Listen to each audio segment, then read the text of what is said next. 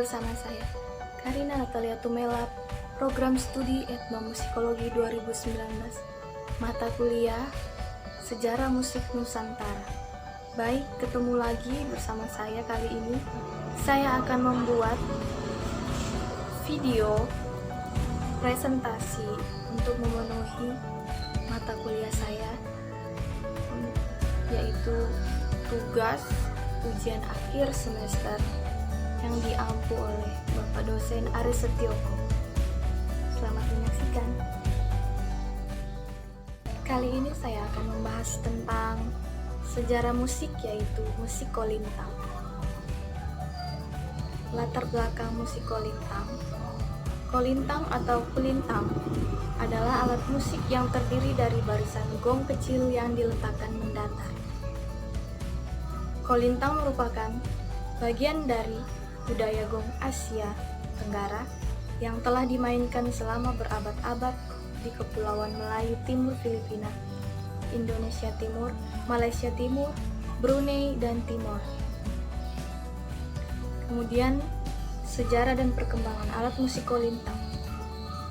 Kolintang merupakan nama alat musik gong perunggu abad 17 di Sulawesi Utara, Sumatera, dan Filipina Selatan yang tersebar melalui perdagangan antar pulau melalui jalur perdagangan sutra.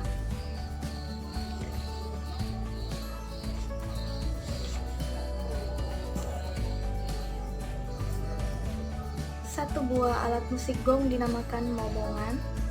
Satu deretan momongan disebut kolintang, terdiri dari 5 gong pentatonis. Gong besar disebut antum atau rambi. Kemudian kita masuk pada pembahasan. Di sini saya ambil adalah perkembangan eksistensi alat musik kolintang. Awalnya, kolintang hanya terdiri dari beberapa potongan kayu yang diletakkan berjejer di atas kedua kaki pemainnya dengan posisi duduk di tanah, dengan kedua kaki terbujur lurus ke depan. Kedua kaki pemain diganti dengan 2 batang pisang, atau bisa diganti dengan tali seperti arumba dari Jawa Barat.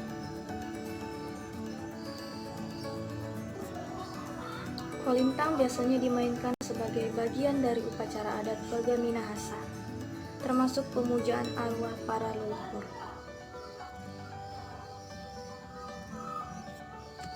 Kemudian kita masuk pada fungsi. Masyarakat Minahasa sering menggunakan instrumen ini sebagai pengiring upacara adat, pertunjukan tari-tarian, nyanyian daerah, bahkan kesenian lokal.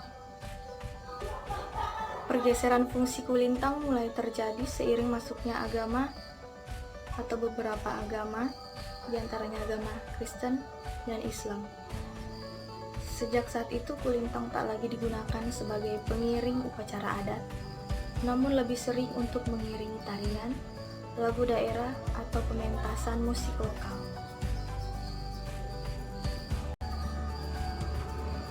Organologi alat musik kolintang itu bahan dasarnya pembuatan alat musik kolintang terbuat dari kayu yang digunakan berasal dari Minahasa, Sulawesi Utara.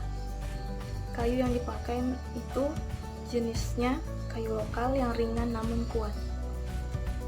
Contoh kayunya itu seperti kayu telur, kayu wenuang, kayu cempaka, kayu waru, dan sejenisnya yang mempunyai konstruksi serat paralel. Nama kolintang berasal dari suaranya, tong atau nada rendah, ting atau nada tinggi, dan tang atau nada biasa. Dalam bahasa daerah, ajakan mari kita lakukan tong ting tang adalah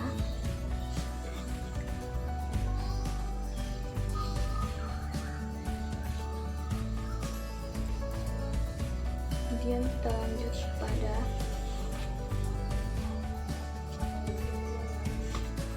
yang tadi disebut itu adalah mangimoko molintang, atau ajakan tersebut akhirnya berubah menjadi kata kolintang. Kemudian yang kayu tadi itu dipotong dan dibuat menjadi bahan bilahan-bilahan kayu yang nantinya dihaluskan. Bilahan tersebut memiliki ukuran panjang, lebar, dan tipis yang berbeda sesuai dengan pangga nada yang dimiliki oleh kolintang. Proses pembuatannya pun yaitu kotak resonansi kayu dibentuk menjadi sebuah bingkai yang berfungsi sebagai tempat diletakkannya bilahan-bilahan kayu dan juga berfungsi sebagai resonator.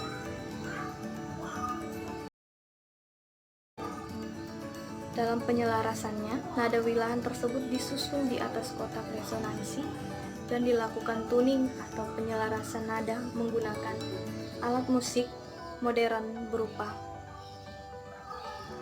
digital stem, nada khusus, atau tuner yang mengetahui jenis nada. Kemudian kita masuk di dalam cara memainkan alat musik kolintang. Kolintang ini terdiri dari 9 jenis, yaitu loai atau bass, sela atau selo, karua atau tenor 1, karua-rua atau tenor 2, unar atau alto 1, unar-rua atau alto 2, katelu atau ukulele, inaasa atau melodi 1, inarua atau melodi 2, dan inatawon atau melodi 3. Kita masuk di dalam melodi. Melodi yang dihasilkan dengan menggunakan 2 buah pemukul.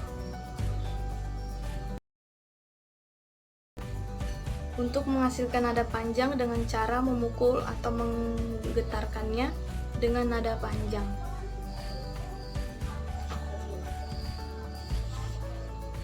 Kelemahan dari teknik melodi ini, suaranya tidak terlalu nyaring, sehingga jika ada 2 buah melodi yang saling mengisi, barulah bisa digunakan untuk mengiring penampilan penyanyinya.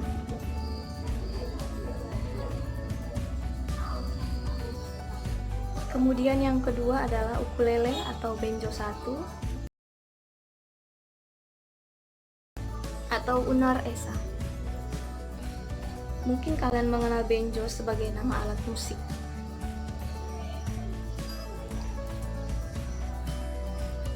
Dalam penampilannya ada sekitar 5 hingga 10 pukulan cepat yang bisa dimainkan oleh seorang pemain, dan tempo yang digunakan juga sangatlah mempengaruhi nada yang dihasilkan.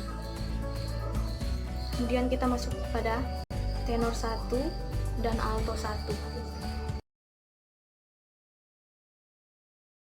Keenam buah pemukul dapat disamakan dengan 6 senar gitar. Tenor 2 atau gitar atau nada gitar sama dengan tenor 1 untuk memperkuat pengiringan bernada rendah. Kemudian bass. Alat ini berukuran paling besar dan menghasilkan suara yang paling rendah. Susunan alat lengkap 9 pemain. Melodi, depan, tengah bass, belakang kiri selo, dan belakang kanan dan alat yang lain tergantung lebar panggung. Kemudian yang keempat itu loai bass. Suaranya itu sama dengan gitar bass atau bass, namun suara bassnya itu mungkin tidak terlalu persis dengan bass, tetapi di sini mungkin tidak terlalu buruk suaranya. Tapi di sini hampir sama persis dengan suara bass asli.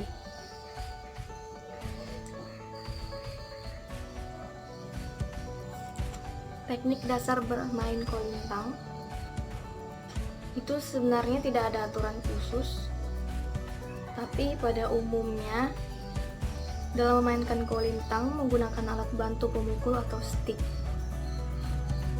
Pada melodi dan bass, alat pemukul stick hanya 2.